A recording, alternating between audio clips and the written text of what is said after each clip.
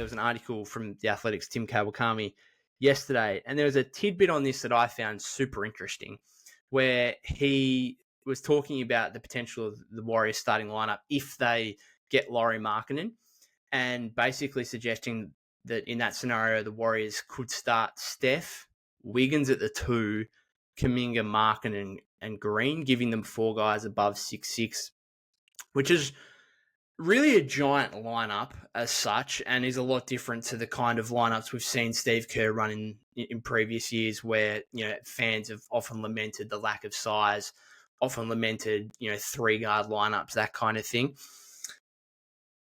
Quote from Kawakami here said, "I think the Warriors really like thinking about that. Really like thinking about the idea of a Curry, Wiggins, Kuminga, Green, Markkanen starting 5. And obviously in that scenario, like that is perhaps a likely starting 5 if it's Pods going to Utah in a deal for Markkanen.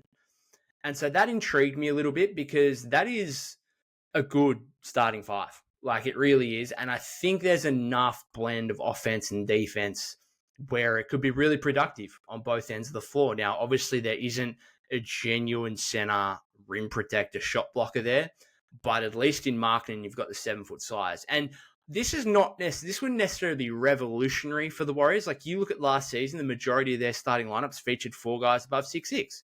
Like it's Steph, and then it's 4 guys above 6'6", Clay at 6'7", Wiggins at 6'7", Draymond at 6'6", and one of either Kuminga at 6'7", TJD at 6'9", Looney at 6'9". Like oftentimes the Warriors were starting 4 guys above 6'6". But the difference with this is that you've got functional size, is what you call it. You've got 4 guys above 6'6". One of those is a 7-footer, which you've never had. So there's the point of difference straight away. And you've got 5 guys who can all theoretically shoot. You've got 2 great shooters in Steph and Markkanen. You've got another guy who, for the majority of the last few seasons, has been, I'd say, an above average shooter in Wiggins. Now, started last season, definitely not. And it got to a point last season where opposition teams were not guarding him from the 3-point line. But he was better in the second half of the season. I think he was high 30% over the second half of the season. He's been mid to high 30%. Like he's at least an average, if not above average 3-point shooter over the last few years.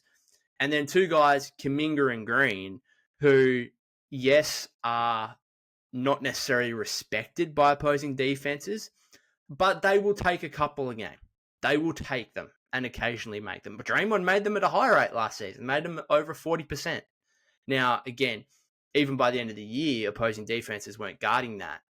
But I think there still is a major difference between having a guy like Draymond, who will take 2 or 3, maybe 4 if he's feeling it, 3-pointers per game, than a guy like TJD or Loon, who will not take a 3-pointer whatsoever. And then the same with Kuminga as well, who he got his percentages over the second half of the season up to nearly mid-30s. I think he was like 33, 34% on the season, which isn't great. But again, will he take the open ones? Yes, he will, in a way that a genuine center like TJD or Loon won't. And so I think there's functional size there. And that would be the revolutionary aspect for the Warriors, is that the idea of having 4 guys above 6'6" isn't necessarily new. We've seen that.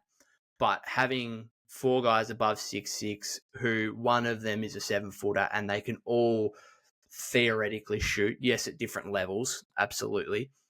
But I think that's the point of difference for the Warriors that is potentially going to make them a very good team next season.